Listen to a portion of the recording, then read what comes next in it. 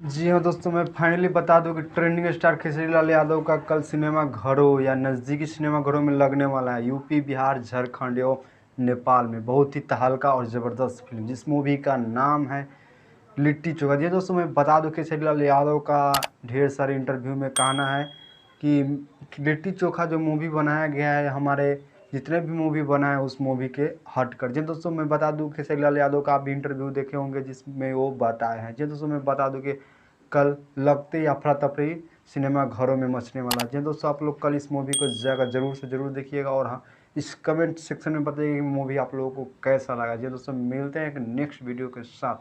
तो अभी तक हमारे इस यूट्यूब चैनल को सब्सक्राइब नहीं की तो प्लीज़ सब्सक्राइब कर दीजिए, क्योंकि भोजपुरी इंडस्ट्री से सबसे खबरें और खेसारी लाल यादव से जुड़े खबरें आप तक पहुंचाता हूं। तो चैनल को सब्सक्राइब कर दीजिएगा और वीडियो अच्छा लगे तो लाइक कर दीजिए और अपने दोस्तों में शेयर कर दीजिए।